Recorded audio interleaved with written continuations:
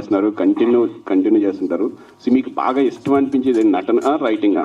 నాకు direction sir first. దాని నుంచి ఒక పాయింట్ నాట్ 1% కావాలంటే యాక్టింగ్ కొంచెం కింద పట్టుకోవచ్చు. ఎందుకంటే డైరెక్షన్ కోసం 15-16 years కష్టపడుకున్నాము.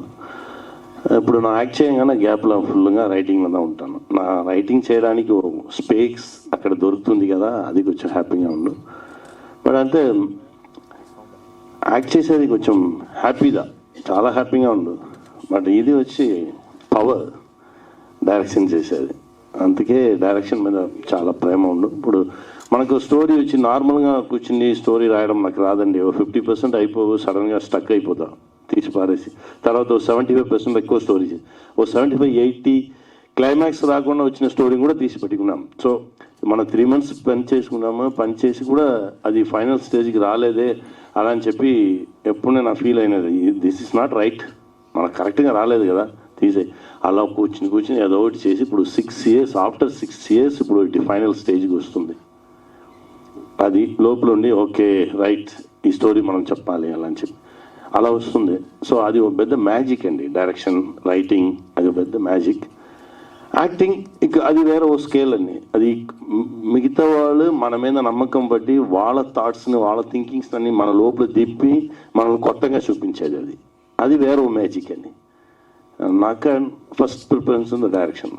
సో మీరు అంటే ఈ రాము రాగం కథని మీరు ఎన్నుకోవడానికి, మీరు నటించడానికి ముఖ్యంగా చెప్పాలంటే 2 points చెప్పాలంటే దీని గురించి? నార్మల్గా నాకు చూసిన ఇష్యూగా ఇది యాక్చువల్గా రియల్ కేస్ అండి. ఇది మీరు ఫిలిం చూడగానే మీకు తెలుసు, రియల్ కేస్. చాలా ఇలాంటి విషయాలు జరుగుతుంది, మనకు తెలియకుండానే జరుగుతుంది. మన తమిళనాడులో కూడా నాకు చూసింది 20-25 cases కంటిన్యూస్గా ఒకే ప్లేస్లో వస్తుంది. వచ్చిన పోలీస్ ఆఫీసర్ వచ్చి ఎంక్వైరీ చేశారు, చేసి ఇమ్మీడియట్గా స్టాప్ చేశారు. నో, ఇలాంటి కేసెస్కి రాకూడదు అలా అని చెప్పి స్టాప్ చేశారు. అలాంటి ఓ విషయం అది. దానే నేను చెప్పాను, నువ్వు ఒకటి కంగారు పడగా, అన్ని రహస్యాలను 10 minutes ద్వారా ఫిల్మ్ రిలీజ్ అయితే 10 minutes అన్ని ఓపెన్ అయిపోవు, టెన్షన్ అవ్వక. అది ఆ విషయం వాడు చెప్పిన టక్ని అది వచ్చింది పైగా. అది వచ్చిన ఓకే చేద్దాం అలా అని చెప్పి డిసైడ్ అయినది. ఎందుకంటే ఏదో ఒకటి చెప్పాలి కదా, మనకి ఎంత పెద్ద రెస్పాన్సిబిలిటీ తీసుకున్నారు, ఏదో ఒకటి చెప్పాలి కదా. సో ధనరాజు గారు, మీరు ఏమి వింటారు, నాకు చెప్పింది ఏం మీకు అర్థం రాదు, అలాగే నేను చెప్తా. ఓకే, సో మీ ఎక్స్పీరియన్స్ని బట్టి ధనరాజు ఫ్యూచర్లో డైరెక్షన్ చేస్తే మంచిదా లేకపోతే నటిస్తే మంచిదా? వాడే రైటింగ్ చేసి వాడే డైరెక్షన్ చేసేది మంచిది సార్. బట్ వాడికి కొంచెం సర్వైవల్ కావాలి, వాడికి మంచి యాక్టర్.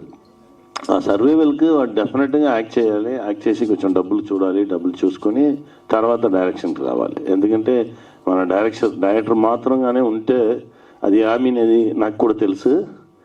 ఇది యాక్టింగ్ అది ఇంకా కొంచెం సపోర్ట్ చేసాం అడుగు మనకి. అదే చెప్పుకున్నాను, మనం ఇమ్మీడియట్గా నెక్స్ట్ ఇది చేద్దాం అది చేద్దాం అలా ఉండగా అది రాగానే చేసుకుంటాం. మంచి స్క్రిప్ట్ రావాలి, ఇమ్మీడియట్గా యాక్టింగ్ స్టార్ట్ చేయి, అదే చెప్పుకున్నాను. Good sir.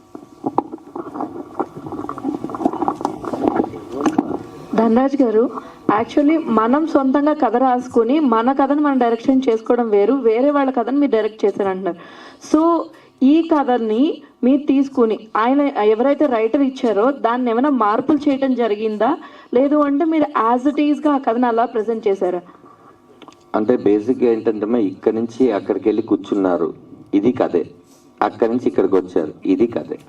ఇక్కడి నుంచి వాళ్ళు వెళ్ళి అక్కడ 2 గంటల సేపు ఇలా కూర్చున్నారు అన్నప్పుడు మనం మధ్యలో రాస్తూ ఉంటాం. అలాగా ఆయన చెప్పిన కథ ఏదైతే ఉందో ఆ కథని ఇద్దరం కలిసి కూర్చొని ఒక 9 months జర్నీ చేసాం. ఈ సీనా ఆ సీనా ఏంటి అని మొత్తం డ్రాప్స్ తీసి రాసుకొని, సార్ ఇప్పుడు ఈ కథని ఇలా డీల్ చేసి నేను డైరెక్షన్ చేస్తే మీకు ఓకే కదా అని ఆయన దగ్గర నుంచి తీసుకుని ఇద్దరం ఓకే అనుకున్న తర్వాత వెళ్ళాం. ఫైనల్గా ఆయనైనా సరే నేనైనా సరే ప్రొడ్యూసర్ గారి కథ చెప్పేటప్పుడు సార్ ఇది ఫైనల్ వెళ్తున్నా అంటే ఆయన కూడా ఒకసారి చదివి ఇదే వెళ్తున్నాం అని ఫిక్స్ అయ్యి వెళ్ళాం, అంతేనండి. అండ్ అలానే తండ్రి సెంటిమెంట్ మీద, అంటే ఇక్కడ మీరు అక్కడ పోస్ట్లో కూడా చూసుకుంటే అన్యూజువల్ ఫాదర్ స్టోరీ అని పెట్టారు. సో తండ్రి సెంటిమెంట్ మీద చాలా కథలు వచ్చినాయి. సో ఈ రామం రాఘవం ఏ విధంగా డిఫరెంట్గా ఉండబోతుంది. అండ్ తండ్రి అనే ఒక ఎమోషన్, నాన్న అనే ఒక ఎమోషన్ని చూపించాలి అంటే ఒక కీన్ పాయింట్, అంటే ప్రేక్షకులకి కనెక్ట్ అయ్యే ఒక పాయింట్ ఉండాలి. సో అటువంటి ఎలిమెంట్స్ దీంట్లో ఉండబోతున్నాయా, ఖచ్చితంగా కనెక్ట్ చేసేవి, ఎంగేజ్ చేసేవి? మీరు ప్రతి 10 నిమిషాలకి ఒక హై ఫీల్ అవుతారు.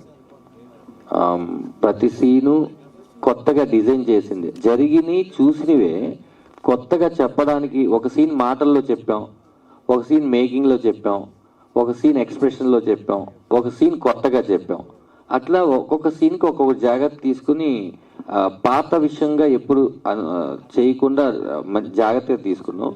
రెండోది ఏంటంటే, మీకు ఈ సినిమా లాస్ట్ ఒక 20 నిమిషాలు మీరు ఎక్స్పెక్ట్ చేయని డ్రామా జరుగుద్ది. ఎవరు ఎలా ఎక్స్పెక్ట్ చేసినా అది జరగదు ఈ సినిమాలో. మీరు అదే అనుకోవాలని నేను కథ రాశాను, మీరు అదే అనుకోవాలని నేను ఈ సినిమా తీశాను, కానీ మీరు ఏది అనుకుంటే అది మాత్రం జరగదు. అది మీరు చూస్తారు స్క్రీన్లో. సో ధనరాజు గారు, నా పేరు సురేష్ దండు, మా డాడీ పేరు దండు వెంకటయ్య. సో బొమ్మరిల్లు సినిమాలో లాగా తండ్రి చేతుల్లో కొడుకు మీ చెయ్యి ఉండదు.